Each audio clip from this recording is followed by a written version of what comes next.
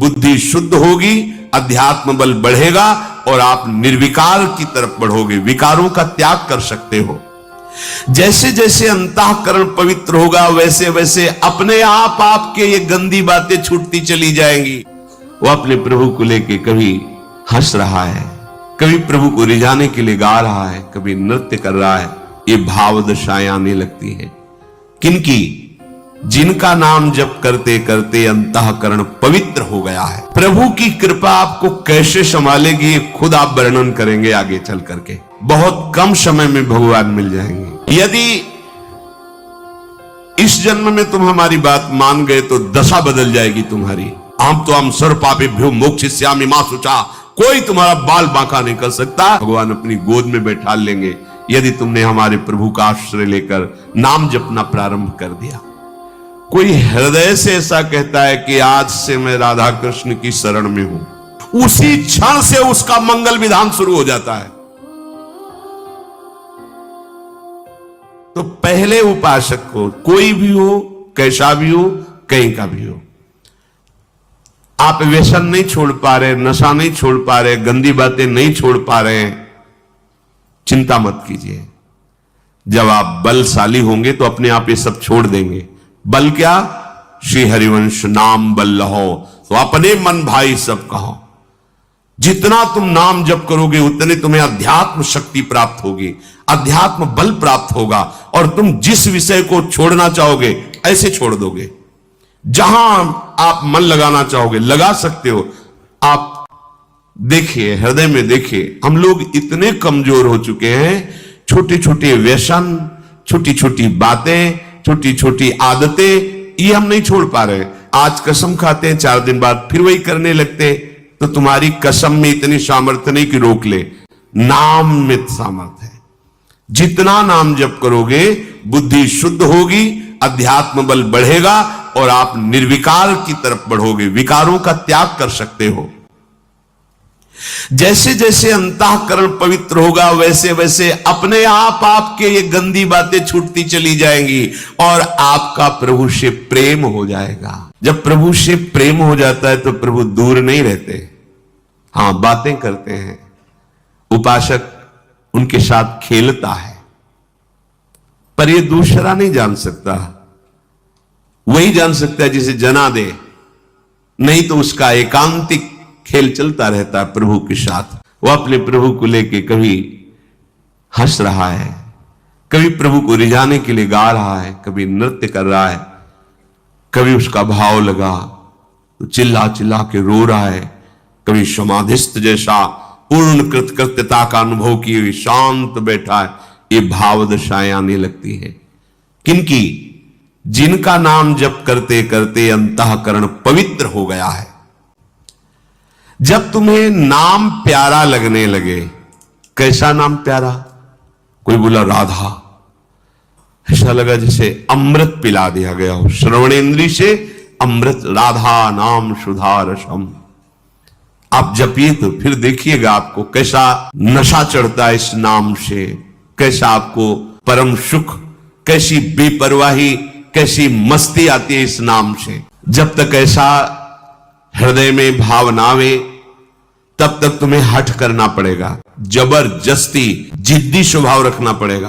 मन कह रहा है नहीं, ये देख लो, ये सुन लो, ये चख लो, ये छू लो, ये भोग लो, कुछ मैं सुनना, जिद्दी स्वभाव, राधा राधा राधा राधा। जैसे भी हो, अधिक से अधिक आप अपनी जिह्वा से नाम जप करें। प्रभु की कृपा आपको कैसे संभालेगी खुद आप वर्णन करेंगे आगे चल करके। ओहो, मुझ अधम को कैसे कृपा कितनी ऊंचाई पे ले आई नाम जप के द्वारा। आप लोग चाह करें बहुत कम समय में भगवान मिल जाएंगे। जिन्होंने आर्त भाव से प्रेम में भरकर अब जिया नहीं जा रहा और राधा बोले तो श्री जी का साक्षात्कार हो जाए एक बार, पर उसी एक बार के लिए तो हम बार बार अभ्यास कर रहे हैं। भजन आपके हाथ की बात है। यदि आप एक एक नाम आंसुओं में डुबो करके जपोगे ना तो पता नहीं किस सेकंड में भगवान आपसे मिल जाए, किस सेकंड में। बिन रोए किन पाइया प्रेम प्यारा मीत, राधा राधा राधा, लाडली अब जिया नहीं जा रहा आपके बिना। तो फिर लाडली जो करुणा समुद्र है वो कृपा करके आपके मानस पटल पर पधारेंगी, हृदय रूपी निकुंज में खेलने लगेंगी, नेत्रों में समा जाएंगी। इसीलिए तो हमें निरंतर भजन करने का अभ्यास करना है।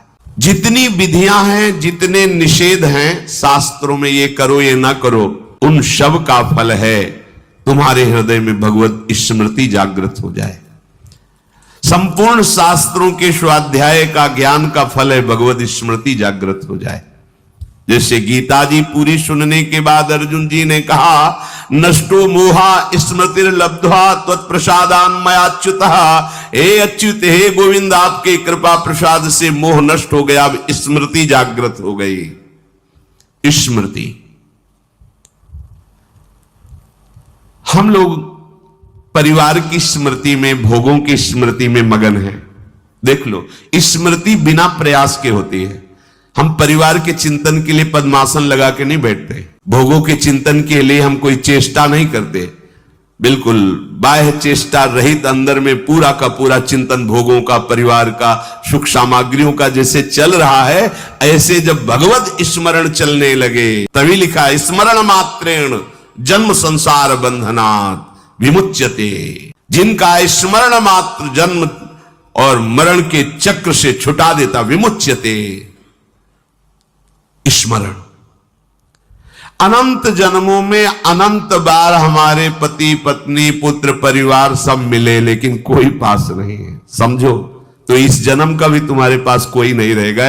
ये केवल एक जादू का तमाशा जैसा रच गया है, ये माया का तमाशा है। वो मायाधीश ऐसी माया रचता है।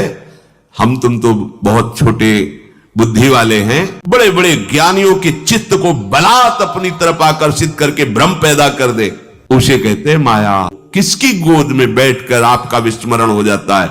माया की गोद में। तो किसके बल से बलवान है माया? आपके बल से। इसलिए जब तक आपका कोई आश्रय नहीं लेता, तब तक माया के चाल को समझ नहीं पाता है। अनंत बार तुम्हारे मां हुए, पिता हुए, परिवार हुए, बिछुड़ गए। ना कभी वो रूप था, ना कभी वो रूप मिलेगा। बीच में जो भास रहा है वो श्री कृष्ण ही उस रूप में है। जिस रूप को तुम माता पिता परिवार मान रहे हो, मेरा प्रभु है, ऐसा मान लोगे तो जीवन मुक्त हो जाओगे। नहीं मानोगे तो मोह में फंस करके फिर दुर्गति को प्राप्त होगे। अनंत बार ये मैं, ये मेरा कह करके तुम मरते रहे और तुम्हारा मोह बंधन दृढ़ होता रहा। अब तो समझ जाओ, इस जन्म में एक बार तुम थोड़ी हिम्मत करो और हृदय से, सच्चे मन से प्रभु श्री कृष्ण को, श्री हरि को अपना मान लो। एक बार हृदय थोड़ा मजबूत करो। ये मजबूत होता है सत्संग से। और पुकारो कि प्रभु मेरे हो आप। पुकारो मीरा जी की तरह, मेरे तो गिरधर गोपाल दूसरो न कोई, है ही नहीं दूसरा। जैसे आप कह दो फिर ये सब वास्तविक नहीं है, केवल भास रहा है। तो हंसी आती है जब वो दिखाते हैं, तब हंसी आती है कि वाह बड़े प्रवीण हो आप, छुपने में बड़े प्रवीण हो। छुपा छुपी का खेल, ऐसे छुपे हुए तुम जान ही नहीं सकते ये प्रभु हो सकता है भला। वो है, वही है, पर कैसा छुपा छुपी का खेल खेल रहा है वो दिखाई नहीं दे रहा। यदि इस जन्म में तुम हमारी बात मान गए तो दशा बदल जाएगी तुम्हारी। ये रोना मिट जाएगा। ये जो हम अभाव में रो रहे हैं ना, ये हो जाता तो ठीक है, ये हो जाता तो ठीक है, ये हो जाता तो ठीक है। एक बार तुम श्री कृष्ण को अपने हृदय के भावों को समर्पित करके देखो, निहाल हो जाओगे। हृदय की सारी शक्ति को समेट करके एकमात्र प्रभु के चरणों का आश्रय ले लो। फिर कृपा में तुम्हें कैसे चलाते हैं तुम देख लेना। तुम्हारी नीयत भर ठीक हो जाए, नीयत प्रभु को पाने की, प्रभु को अपना मानने की, फिर आप देख लेना। इसलिए मैं अंतर हृदय की बात तुमसे कहता हूं कि प्रभु के बिना तुम्हारा दुख तुम्हारी अशांति, तुम्हारी समस्याएं कोई नहीं हटा सकता।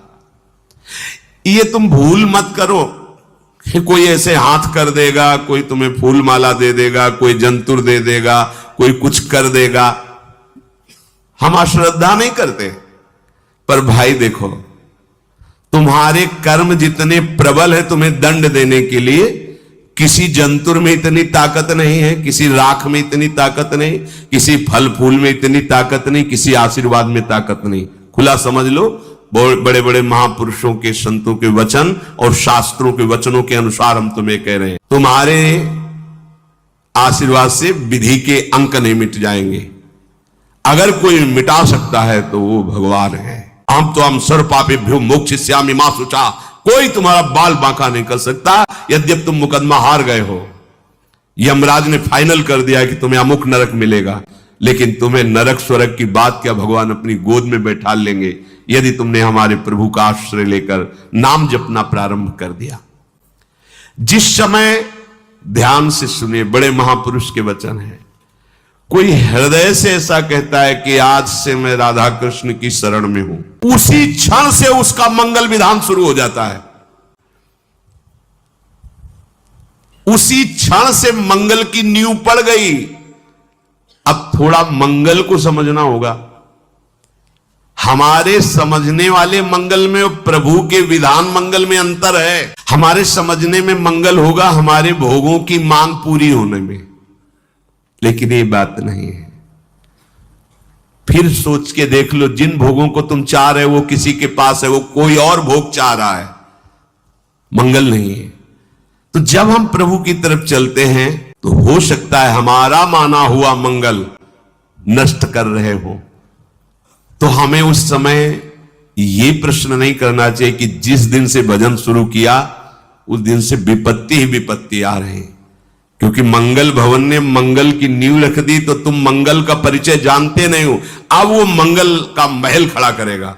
अब रो चाहे चिल्लाओ, वो ऐसा डॉक्टर नहीं कि तुम भाग जाओ वो तुम्हें छोड़ दे। एक बार जिसका हाथ पकड़ लिया, मंगल भवन में बैठाल के ही छोड़ा है।